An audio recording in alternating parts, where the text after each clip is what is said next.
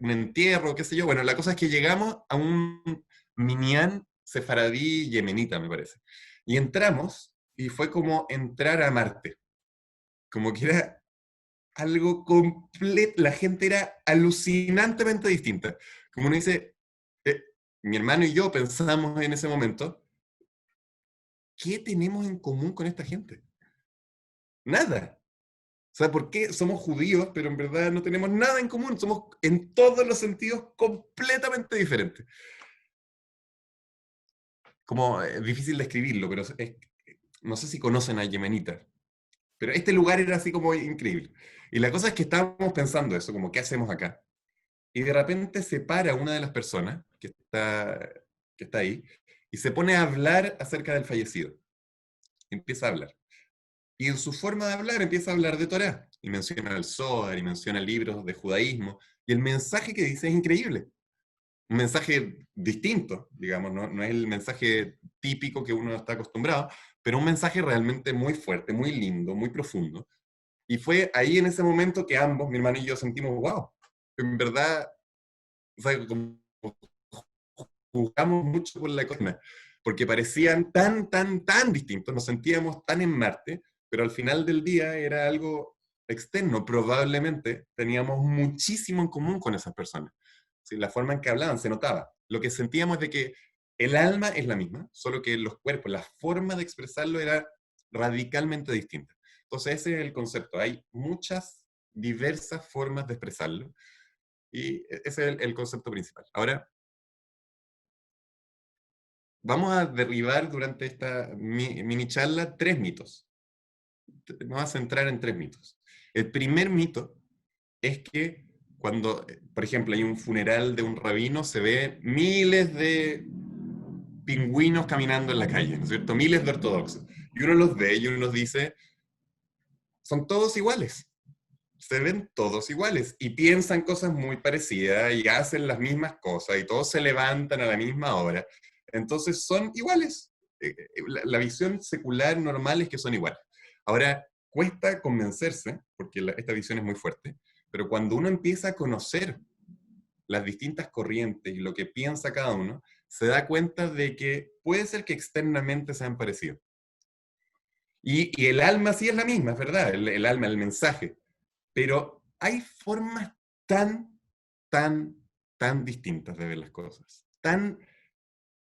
Y que puede ser que te vistas igual, pero es realmente cuando uno empieza a ir un poco más profundo, un nivel de diferencia increíble. Y descubrir eso es algo que te abre los ojos, porque te hace ser un poco menos superficial, te hace un poco menos juzgar tanto a la gente por la apariencia. Entonces ese es el primer mito que me gustaría derribar. La variedad del pueblo judío no solamente existe, sino que es súper importante conocerla para dejar de ser judaísmo de pueblo y convertirnos en judíos de la nación judía.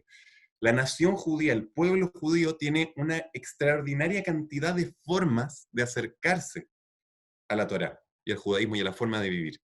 Y cuando uno empieza a conocer esa riqueza, realmente es algo que te enriquece a uno mismo. Segundo mito. Segundo mito. Cuando uno ve al jasico con las medias blancas arriba y uno pregunta, la respuesta es ¿por qué usan esas medias blancas? Y la respuesta es porque los no judíos de Polonia del año 1800 usaban las medias. Entonces son las costumbres de sus papás. Entonces tienen un montón de reglas que son costumbres y se basan en las costumbres de los papás y siguen las costumbres de los papás. Y en el fondo están atados en un mundo de costumbres y que al final, ¿cuál es el valor de esas costumbres? ¿Por qué tengo que hacer lo mismo desde nuestra mentalidad? ¿Por qué tengo que hacer lo mismo que mis papás? Y ellos me van a decir, no, porque la costumbre es muy importante, la tradición. Tradición, tradición. Y no, para mí no. A mí no es tan importante. Entonces, el mito, esto es un mito. Pensar de que ellos hacen todas esas cosas porque los papás lo hacían y para conservar la tradición y porque es muy importante la tradición, es simplemente ignorar de dónde vienen, es ignorar lo que están haciendo. Las costumbres que uno tiene, y todas las culturas tienen costumbres. Nosotros, para poner en contexto, tenemos costumbres por ejemplo, nos ponemos a un lugar, a un lugar formal. Por ejemplo, aplaudimos cuando alguien en los momentos en que hay que aplaudir. Ahí tenemos una cantidad de costumbres gigantes, que son códigos, que son normas, que son formas en las que nos comportamos. Esas costumbres le dan textura a la vida, hacen que la vida tenga un orden, hace que tenga un cierto gusto especial.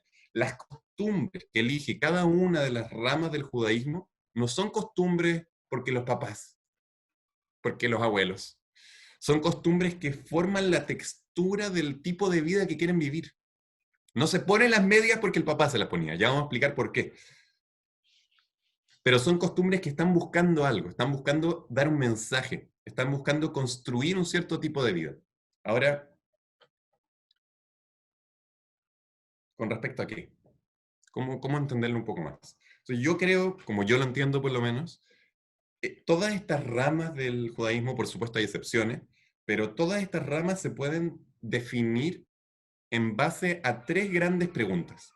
Hay tres grandes elementos, conceptos, preguntas que distintos grupos tienen distintas respuestas y distintos enfoques.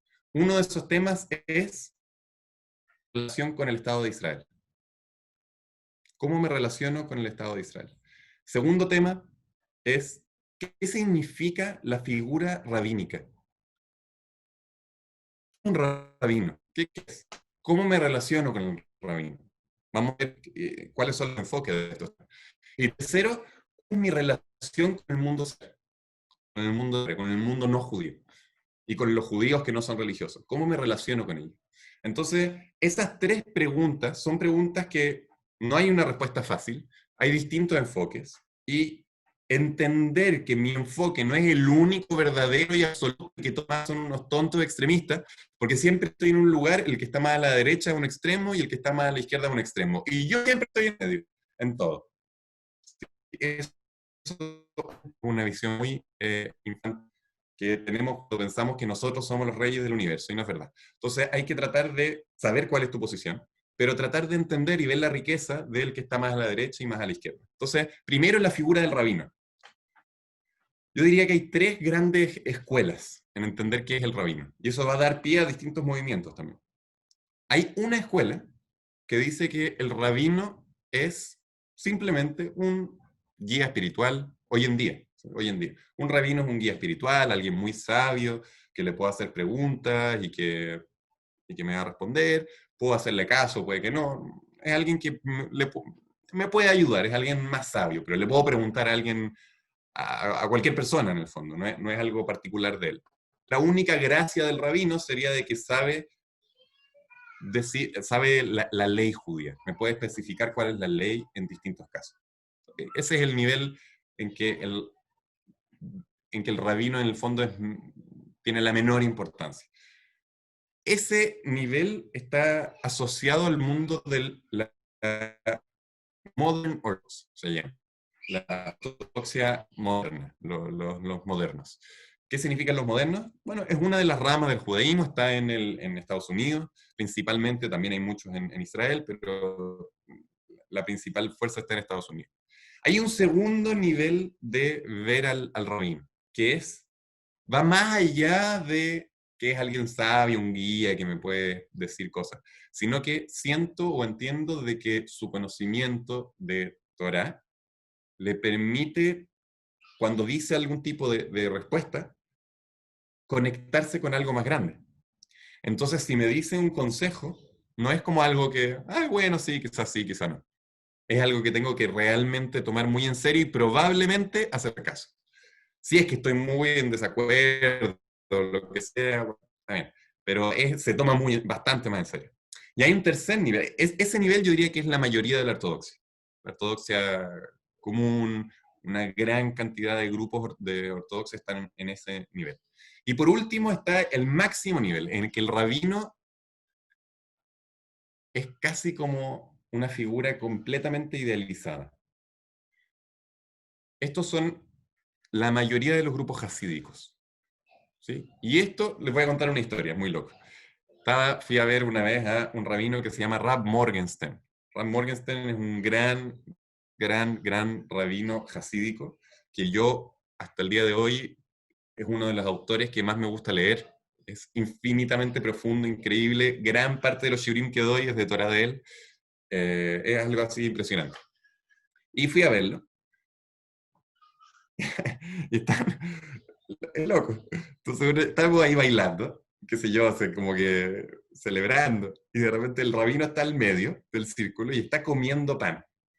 Esto es una práctica jasídica típica. Está comiendo pan y las cosas que deja, como en la parte del pan que no se come, lo va repartiendo pan a la gente y la gente se va comiendo el pan. Y es como, bueno, yo no me comí un pan, pero ¿qué es esto? Como es rarísimo, como que sé que, ¿cómo puede ser? Entonces la primera actitud, por supuesto, es decir, esto, están locos. Claro, si no fuera que es alguien que yo súper mega admiro, porque además leo sus libros y son increíblemente geniales, pensaría que son locos. Pero obviamente no son locos. ¿Qué es lo que está detrás de eso? Lo que está detrás de eso es que hay un concepto en el judaísmo que se llama el tzadik. El tzadik es una persona, un justo. Un justo es alguien que llega a un cierto nivel espiritual en que es capaz de elevar lo físico de forma tangible. ¿Sí? Todos los judíos, todos los seres humanos podemos elevar lo físico. Pero hay cierta gente que tiene una capacidad cuando se purificó lo suficiente en donde puede elevarlo a otro nivel. Entonces el tzadik es una de esas personas. Por lo tanto, en el mundo hasídico se agarra al rebe y se lo asocia con el tzadik. Entonces el tzadik, el rebe, está comiendo un pedazo de pan y cuando lo está comiendo eso quiere decir que elevó el pan. Entonces probar el pan del rebe es algo muy loco. Si uno no lo ha vivido, si uno no ha estado ahí, yo mismo no lo entiendo bien, pero ese es el concepto. Ahora, ¿qué genera esto? Vamos un poco más profundo. Esto genera de que una persona, cómo se relaciona con la autoridad religiosa, es algo que afecta un montón su forma de vivir el judaísmo y hace que sea un rango muy exquisito de variaciones y de formas de ser. Porque una persona que no tiene autoridad religiosa, que el rabino es como alguien que dice algo y bueno, entonces que sería básicamente la forma en que nosotros vivimos, digamos. Entonces, bueno, no tiene una guía. Pero si es que alguien empieza a darle valor al rabino y empieza a sentir una conexión con algo más elevado, entonces los que no, es difícil hablar si no lo han vivido, pero es algo que realmente transforma la casa en la que tienen, la vida que tienen, y no es algo tonto, no es algo de que se les apaga el cerebro, es algo de simplemente se conectan con un nivel de espiritualidad más grande. Yo tengo mucho contacto con gente que está en el nivel 2, en el nivel 3 de que el rabino es el tzadik, no tanto, no conozco tanto, pero bueno, he estado en estos lugares, y realmente es algo que le da un cambio, no sé cómo explicarlo, pero es completamente esencial a tu vida judía, cómo te relacionas con esa figura. Segundo punto, el Estado de Israel. El Estado de Israel da pie para una división súper importante. Estos están súper relacionados, no es que son independientes. Pero hay también tres tipos de forma el judaísmo se enfrenta con el Estado de Israel. Hay gente que está mega en contra, mega en contra. Hay gente que está muy a favor, como el mundo no religioso, digamos, en general. Y hay gente que no solamente está a favor, sino que considera que es el comienzo de la llegada de Mesías y que es fundamental parte de la misión de nuestra vida enriquecer el Estado y trabajar por el Estado y es como la obsesión, por decirlo así, o algo que es realmente muy importante. En este punto debo decir de que yo no entiendo muy bien y no, a ver, pongámoslo así. Hay gente que está en contra y que son unos extremistas y que están mal, que son activos contra el Estado de Israel. Eso no es una de las corrientes y no es algo que nos gusta y que aceptamos y somos todos hermanos, no. Alguien que vaya activamente ataca a su hermano judío está mal y hay que excluirlo y hay que tratar de evitar a toda costa de que haga su activismo porque es algo terrible. Pero hay gente, cuando hablo de que hay gente en contra, significa no de que hacen activamente contra el Estado de Israel. Estos serían, el único grupo principalmente que está ahí es el grupo de Satmer, que es justamente el grupo de la serie. Es el único grupo de toda la ortodoxia, de todo el judaísmo, que tiene esta visión que me parece un poquito más regulada. Hay otros que son extremos, que son los Neturei Karta, que son así directamente medios terroristas. Pero tenemos los Satmer, que esto igual no conozco Neturei Karta, a lo mejor hay Neturei Karta que no piensan así, los que conozco son así. Eh, entonces, Satmer, ¿por qué están en contra? Los tipos de la serie, de poco ortodoxa, están en contra. ¿Qué significa esto? No significa que van a ir a destruir el Estado de Israel. Lo que significa es que ellos consideran de que no es la forma ir y conquistar Israel y después ir y construir el templo con nuestras manos, es algo que Hashem lo tiene que hacer. ¿Y por qué vive en Israel? Justamente por eso. Sí, pregunta Micaela, ¿por qué vive en Israel? Porque no es algo que están diciendo, mira, odio a Israel, lo voy a destruir. Lo único que están diciendo es, mira, nosotros, nuestra actitud no tiene que ser de ir e imponer Israel, porque el siguiente paso ¿cuál es? Ir y decir, bueno, construyamos el templo. Construyamos el templo. ¿Por qué no se construye el templo? Podríamos hacerlo. ¿Por qué Israel no dice, ya, chicos, se acabó el juego, cuando se construye el templo llega Mesías, así que vamos a sacar a los árabes del monte y vamos a construir el templo? El tercer templo de... Sí, ¿no es cierto? Han habido dos templos en la historia del pueblo de Israel, y el segundo templo se destruyó, y estamos esperando durante todo este tiempo para que se construya el tercer templo. Dice la profecía de que cuando se construye el tercer templo es la llegada, la redención final, llega Mesías, y es el fin de los tiempos, básicamente. Entonces, ¿por qué no hacemos? Había un tipo de la yeshiva que era muy activo con esto. Decía, tenemos que ir y construir el templo, sacar a los árabes de la montaña y construir nosotros el templo. Y eso es algo que nosotros no, en general, la gran mayoría del mundo ortodoxo, no le parece bien. No es algo que tenemos que forzar el poder político y la llegada de Mesías. Ahora, ¿por qué solamente Sadmer se mantiene en contra del Estado de Israel?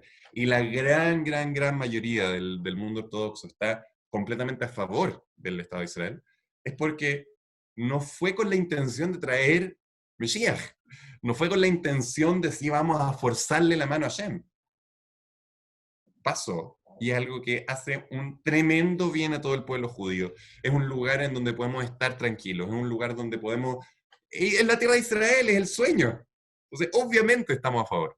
Sí, pero esa es la postura de Sanders. No sé si la defendí bien, pero bueno. Ahora están los Dati Leumi, que dicen, no solamente estamos a favor, no solamente nos gusta que seamos la Startup Nation. El Estado de Israel es el comienzo de la llegada de Mesías. Y tenemos que darlo todo por eso, y tenemos que ir a vivir para ir a ganar más terreno, ganar los territorios ocupados, y tenemos que, esta es una guerra santa, y tenemos que ganar Israel a toda costa. Ahora, yo en un principio, pues la línea de judaísmo en la que yo estoy no está de acuerdo con eso. Entonces, en un principio, siempre en todos lados hay gente cerrada de mente. Entonces, había algunas personas me dijeron el mensaje de que no, que ellos son extremos, que están mal, y qué sé yo. Y después empecé a conocer a esta gente y me di cuenta de lo increíbles que son. El nivel de energía, de felicidad y de fuerza que tiene el judaísmo, de una persona que realmente siente que el Estado de Israel es el principio de la llegada de Mesías. El nivel de amor que siente por el pueblo judío es algo increíble. Yo no soy de esa corriente, pero es algo realmente como que me da una envidia de que tengan esa energía y esa fuerza y esa vida y ese... Es wow, es realmente wow. Entonces, ese es el mundo Dati Leumi. Y no por ser religioso sionista quiere decir que mi tía es de esa corriente y es en serio wow. Sí, es realmente increíble. No por ser sionista, ¿sí? ¿Cuál es un mito que se tiene con el Dati Leumi, con el religioso sionista? Que es como menos entregado a la religión. Como que es Israel, pero la Torá no le importa tanto. No es verdad. No es verdad. En todos lados hay de todo el tipo de gente, obviamente. Pero el mundo, amar Israel y pensar que Israel es el comienzo de la redención, no tiene nada que ver con tener un servicio religioso o acercarse menos a la Torá. No tiene ninguna conexión. Este es un ejemplo de prejuicios que yo tenía y que he ido rompiendo simplemente porque hay que conocer a la gente. Y les digo que realmente por una charla no les voy a romper los prejuicios, tienen que conocer a la gente. Espero que esta charla solamente le dé la duda de que a lo mejor sus prejuicios no son verdaderos. Sí, y por último está el tema de la apertura a la sociedad secular. Y de nuevo, bueno, como les dije antes, estas posturas contra el Estado de Israel es algo que define completamente tu forma de ser judío. Es algo que te... Y yo estoy dando tres niveles nomás, pero obviamente hay un rango de gris de medio gigante. Y uno tiene que elegir en cada uno de estos tres temas cuál es tu postura, cuál es tu posición y respetar, no solamente respetar, sino que realmente enriquecerte por los demás. Y por último, apertura en la sociedad secular. Este es uno de los puntos que más se trata en la serie y que ridiculizan al mundo ortodoxo porque es por lo cerrado y que es terrible, y es simplemente no entienden nada del concepto. De nuevo aquí vamos a hablar de tres niveles. ¿Sí? Últimamente estoy hablando de niveles todo el tiempo, como estructurar las cosas. Entonces, el nivel más normal es simplemente estar completamente abierto. Completamente abierto. Este es el nivel que a todos nos gusta, que nos sentimos más conectados, porque ¿por qué cerrarte? Entonces, el nivel, de nuevo, este se caracteriza en el mundo Modern Orthodox, es el mundo moderno de la ortodoxia, en donde podemos tener toda la apertura y todos los estudios, y no hay ningún tipo de restricción, al contrario, mientras más nos involucremos, mejor, y así elevamos el mundo físico. Bien, esa no lo voy a explicar tanto porque todas la entendemos. Hay un nivel intermedio, en donde se empieza a cortar un poquitito la apertura al mundo secular. ¿Cuál es el motivo de esto? ¿Y por qué puede ser algo que sea positivo? No, aquí también hay un mito, y aquí es el tercer mito que quiero derribar. En general, no sé si han escuchado hablar del término ultraortodoxia.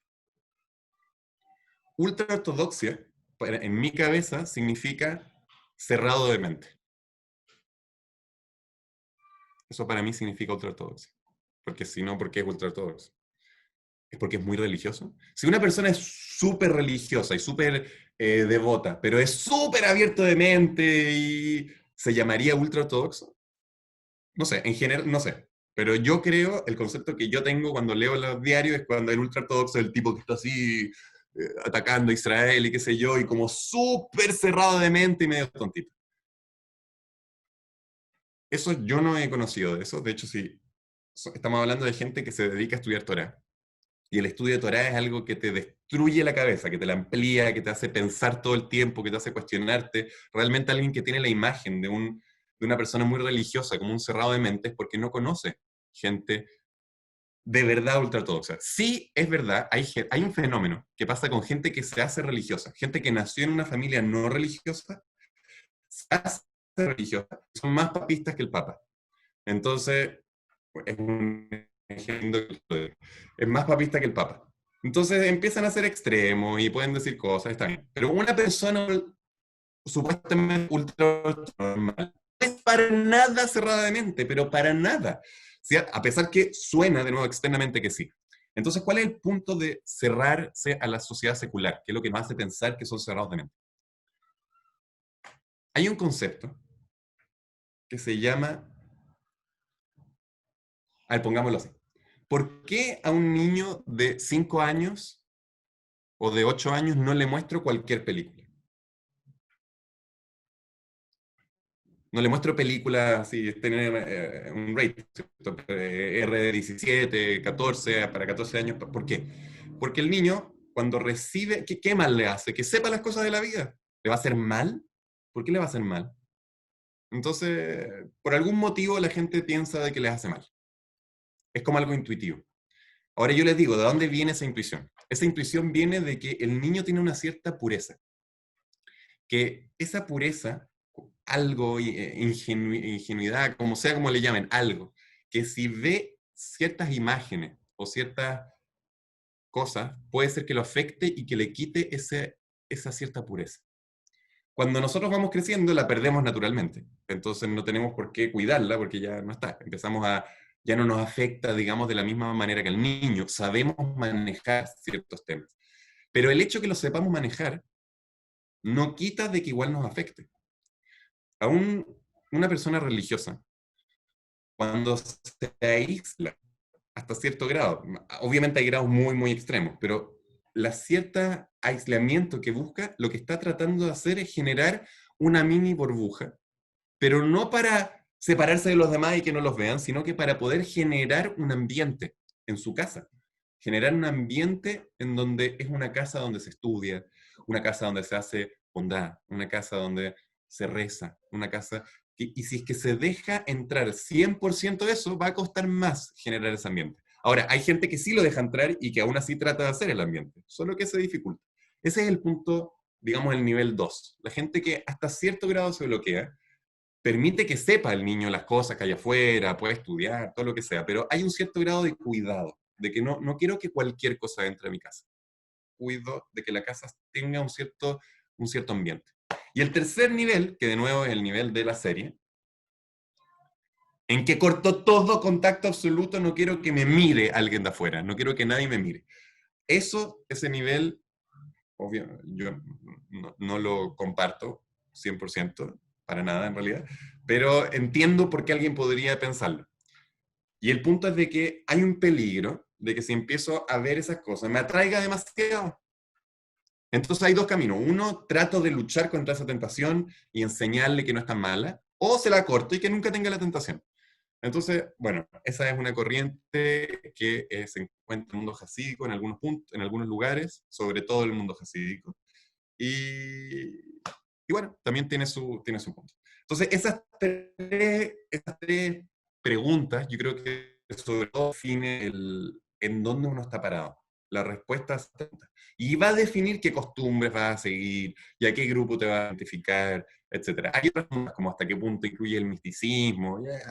Obviamente es más complejo, estamos viendo un resumen, pero por ahí va. Entonces, el resumen, los tres mitos son, primero, todos los ortodoxos son iguales porque se visten igual y siguen un montón de reglas, y eso o sea, es simplemente falso.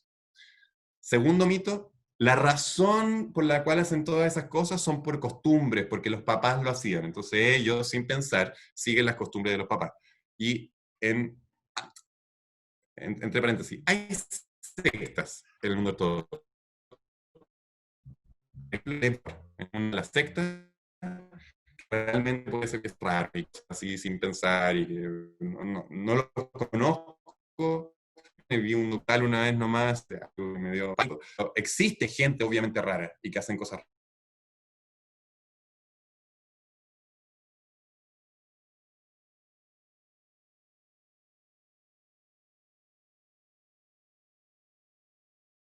Ese es el primer mito, hay mucha variedad dentro del pueblo judío. Segundo, no son por costumbre, hay sabiduría detrás de esas costumbres. Son costumbres que dan un astuto aire para poder vivir la vida que quieren vivir. Y tercer mito, la ultraortodoxia. A pesar de que puede haber gente así que sea cerrada de mente, no es una corriente religiosa la ultraortodoxia. No hay una corriente religiosa que sean cerrados de mente. Eso es simplemente ignorancia, no conocer a la gente. Por eso yo siempre decía de que yo soy ultraortodoxo. Yo soy ultraortodoxo. ¿Por qué? Porque ¿qué es ser ultraortodoxo? Es lo mismo que ser ortodoxo. Cerrados de mente, yo conocía gente extremadamente religiosa, súper cerrada al mundo secular y extremadamente abierta de mente. Entonces, decir ultraortodoxo me parece, con esta connotación de cerrado de mente, me parece a mí que es un mito 100%. Ahora, después de todo esto y un poquito la diversidad dentro del pueblo, tenemos que volver a la historia que les dije al principio. Toda esta diversidad es algo que enriquece solamente cuando uno entiende de que hay un alma común. ¿Y cuál es esa alma común? ¿Qué es lo que hace que yo tenga el misma alma, digamos, en términos de concepto, que el Hasidi con Sadmer? A pesar de que en los tres pilares, puesto quizás, son los valores, es la forma judía de vivir que va más allá de si Israel, si no Israel, si vi la película, si no vi la película, es algo mucho más profundo, que es lo que realmente nos identifica. Y en ese sentido es importante que seamos uno. Pero mientras más variados seamos en el otro sentido, es mejor, porque más nos enriquece.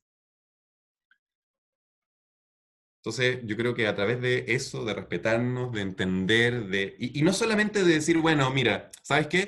En verdad estoy en desacuerdo con su postura, pero lo respeto. Que es lo mismo que decir no lo respeto, pero no le voy a criticar en público.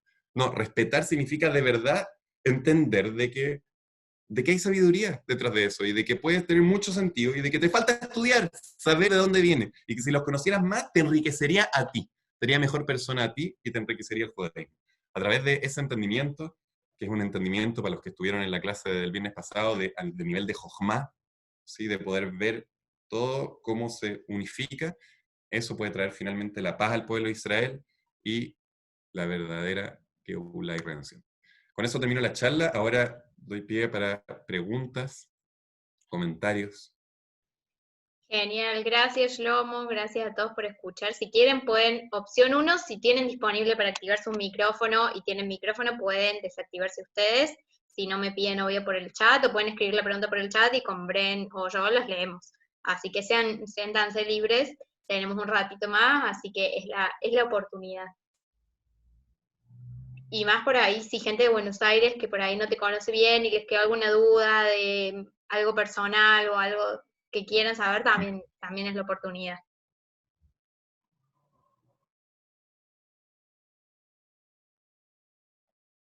No sean tímidos. Hay una chica que es la Agus, que le encanta preguntar, no sé si... si está por acá, Agus. Ahí la veo. Yo puedo hacer una pregunta. Me dijeron a mí, Gaby, por favor. Ahí me Te pido muteo. que te ubiques. Pero dale vos, después yo. No, yo te quería salvar, pensé que no tenías pregunta. Pero dale vos para adelante. Me sorprendió, Shlomo, que dijiste que no sos sefaradí y sos el rabino de un templo sefaradí. Entonces quiero saber de qué rama sos. Yo soy Ashkenazí.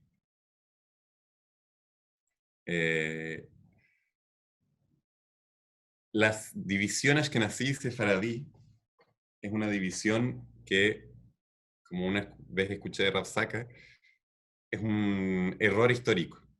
No hay una verdadera separación de ideología entre el mundo Ashkenazí y Sefaradí. Puede ser de que producto de la cultura, las que estuvieron originalmente, habían cierto, pero no va en el contexto de lo que estoy hablando ahora, no es que tenemos distintas visiones en alguno de esos tres pilares. Entonces la diferencia es que Ashkenazí y Sefaradí es algo que de a poco se va a ir quedando en el pasado y va a desaparecer. Entonces no es algo fundamental para ser el rabino del templo sefaradí, ser sefaradí, me parece. Salvo para pesas, que podés comer arroz y estamos chochos con eso, digamos. Solo la comida. Importante. Claro. Aprovecho que saqué el micrófono, Shlomo, y te voy a preguntar algo. Me pareció súper clara, concisa y muy interesante lo que contaste, como siempre. Valoro mucho la forma que tenés de transmitir el mensaje y la enseñanza.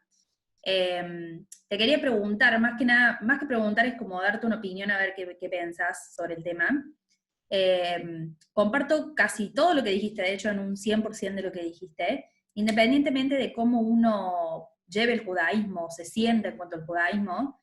Creo que una de las cosas más importantes, que de hecho hablo en nombre de Iren un poco también, es lo que nosotros intentamos hacer, es mostrar las diferentes opciones que hay, las diferentes variables de pensamiento. Yo creo que la persona más cerrada no es la que cree que tiene la razón, sino la que no escucha al otro para justamente agarrar lo que el otro tiene para aportar y sumarlo a lo que cree que es correcto, que está bueno eso también, pero en mi experiencia personal también he tenido muchas charlas y he participado en muchos encuentros y muchas comunidades de diferentes niveles de ortodoxia, si lo querés llamar así, o de niveles de judaísmo, y de todas he sacado un montón de ideas y cosas en común, y cosas que me han sumado.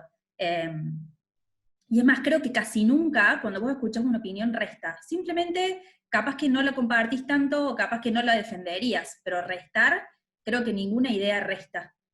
Así que me parece importantísimo lo que dijiste del hecho de realmente poder escuchar y poder sacarse un poco los perjuicios de la cabeza, y conocer a las personas. Y así como en el islamismo y en el mundo árabe, no todos son terroristas, y vemos las series en donde vos ves los árabes, y si ves en general cómo los muestran, queremos matarlos a todos, bueno, pasa lo mismo por ahí con el judaísmo, y pasa lo mismo con el cristianismo, y pasa lo mismo con las personas en general.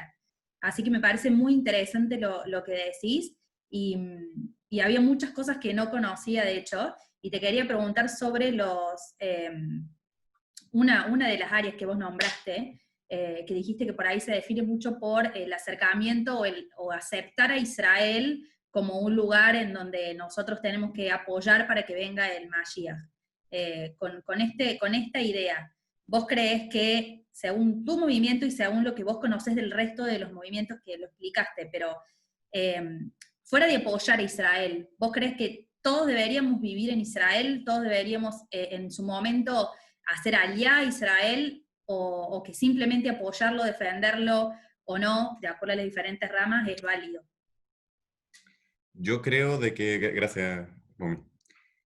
Es una pregunta muy difícil, porque hay dos valores que están chocando.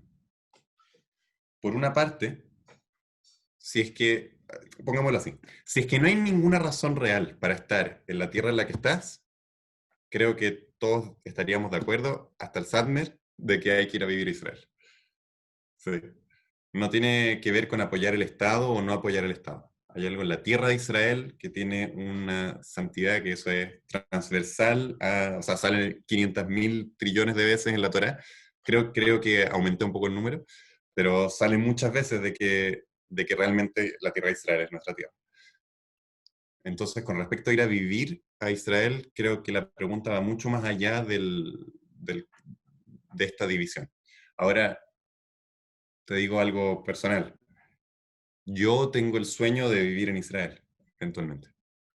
Creo que es nuestra tierra, creo que es nuestro lugar, y creo que todo judío debería vivir en Israel.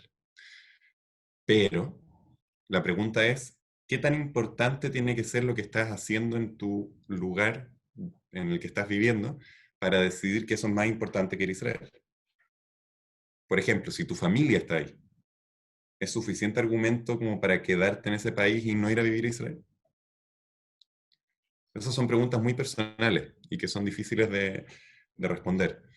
En la época de vida en la que yo estoy no se me aplica, porque siento que tengo algo muy importante que hacer fuera de Israel.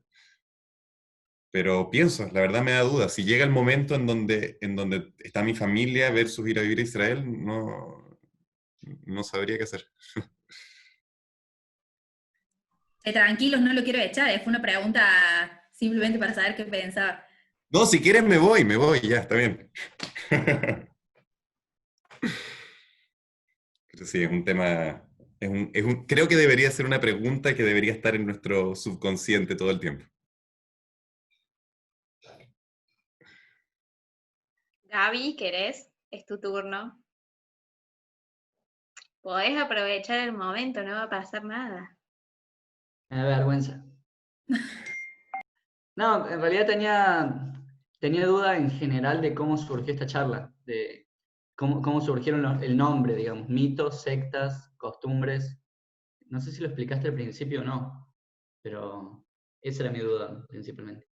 Gracias por darme la oportunidad de explicar el título. Mira, este tema ha estado en boga, ¿no es cierto?, por la serie.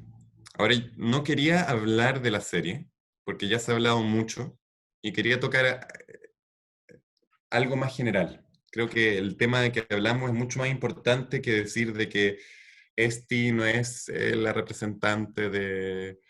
Como que ya, está bien, ¿cuántas veces podemos escuchar lo mismo? Además, personalmente creo que es más o menos obvio. Y tampoco me gusta la actitud de estar defendiendo algo, como que ya me pongo a la defensiva. La idea de la charla era dar un poco más de amplitud a este tema que se está generando últimamente, darle más perspectiva, entender de dónde vienen estas diferencias un poco y darle valor a esas diferencias.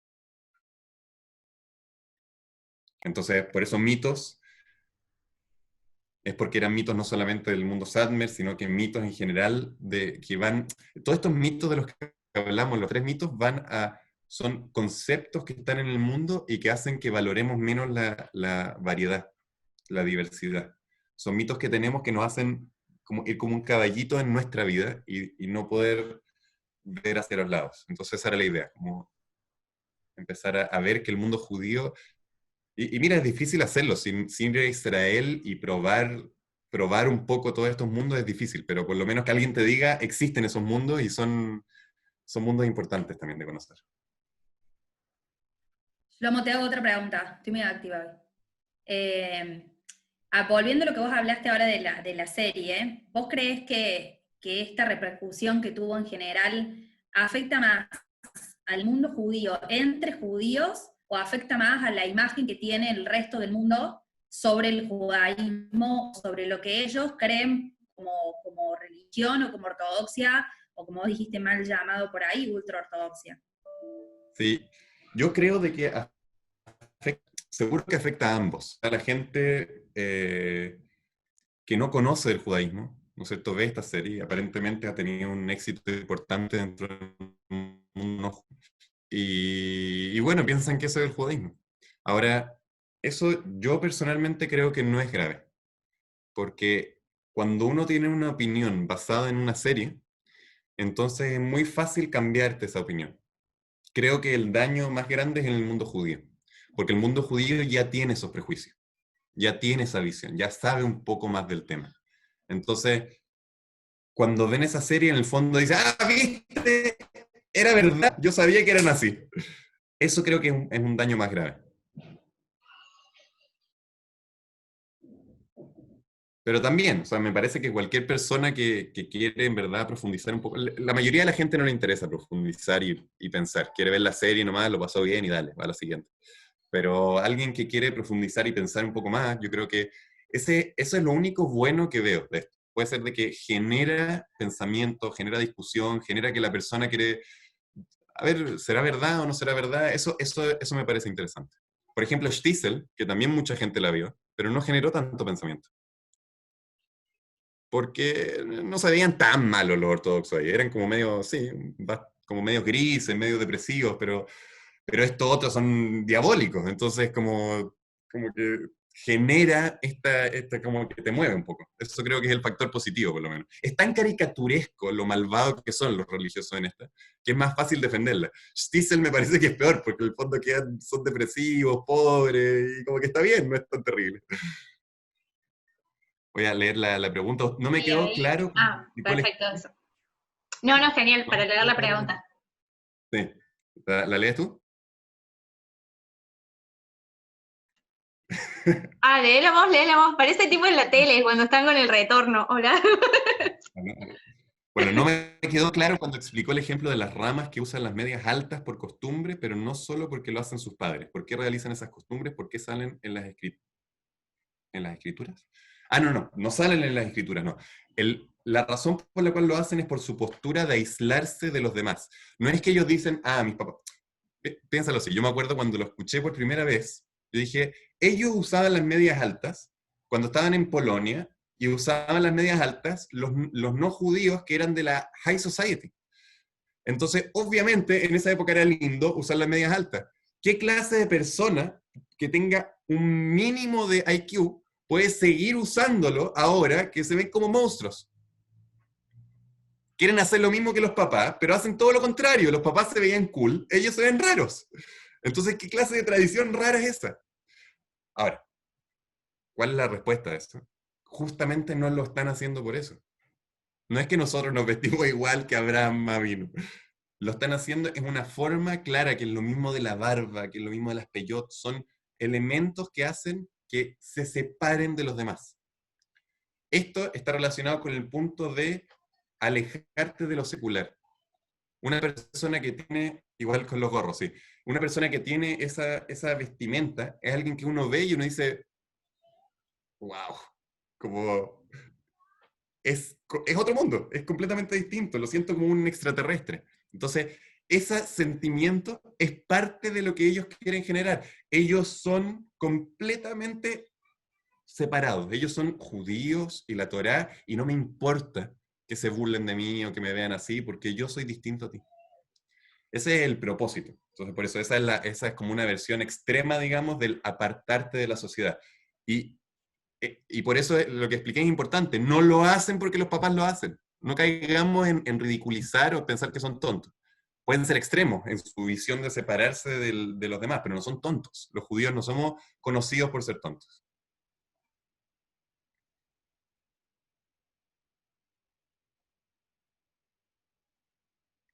Bueno, muchas gracias a todos por haber estado, compartido juntos esta mateada. Bueno, gracias.